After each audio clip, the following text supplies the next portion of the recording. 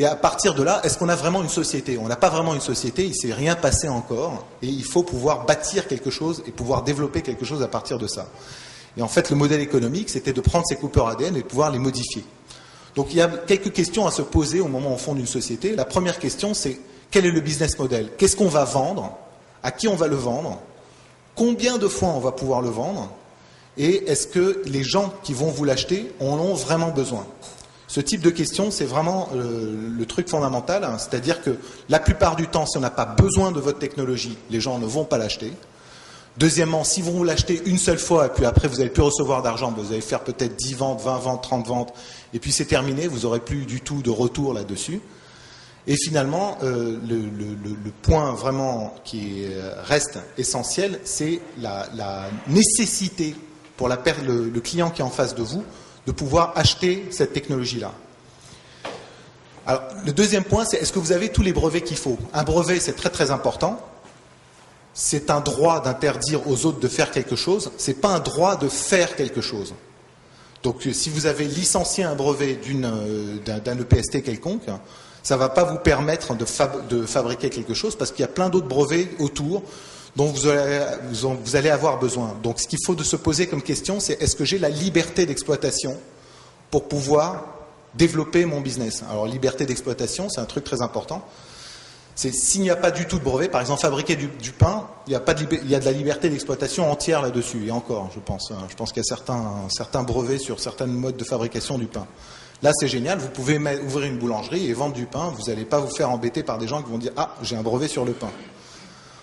En revanche, quand vous fabriquez des trucs plus technologiques, il y a des petits morceaux de brevets un tout petit peu partout qui sont détenus par plein de personnes. Et donc, il faut pouvoir avoir tous ces brevets-là autour de vous, pouvoir les mettre avec vous et pouvoir développer votre technologie sans que personne vous bloque à un moment essentiel. Donc, la liberté d'exploitation nécessite en fait un portefeuille de brevets qui vous couvre là-dessus. Alors, c'est là que je vais revenir aussi sur quelque chose qu'a dit Laurent Cotte qui est important. En fait, c'est entre l'innovation ouverte et fermée. Alors, évidemment, l'innovation ouverte est quelque chose de très important. C'est très important et c'est vraiment la mode actuellement. Et c'est une mode qui est très, très, très poussée en fait par les grands groupes. Pourquoi les grands groupes poussent sur l'innovation ouverte? C'est parce qu'ils aiment bien avoir eux-mêmes des brevets pour eux. Et dès qu'ils ouvrent cette innovation, ils essayent en fait finalement qu'il y ait le minimum de brevets un tout petit peu partout.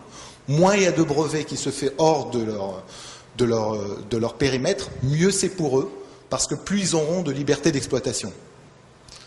Enfin, il y a un dernier point aussi par rapport à cette liberté d'exploitation que j'ai finalement appris avec le temps, au bout de 10 ans d'expérience, c'est que finalement, même si vous n'avez pas la liberté d'exploitation, lancez-vous quand même, c'est pas très important. Vous allez peut-être vous faire attaquer, les gens vont venir vous embêter, etc. Mais au bout du compte, une fois que vous avez avancé sur quelque chose, vous pourrez vous-même déposer des brevets. Et le fait d'avancer fait toujours que vous avez quelque chose dans votre main qui va vous permettre de pouvoir négocier quelque chose. Donc je pense qu'il ne faut pas complètement se fermer par rapport au domaine des brevets. Ce n'est pas quelque chose de rédhibitoire. Je pense que c'est quelque chose d'important. Ça vous permet d'avoir des actifs à l'intérieur de la société et en fait des cartes pour jouer avec les autres. Donc il faut en avoir des brevets.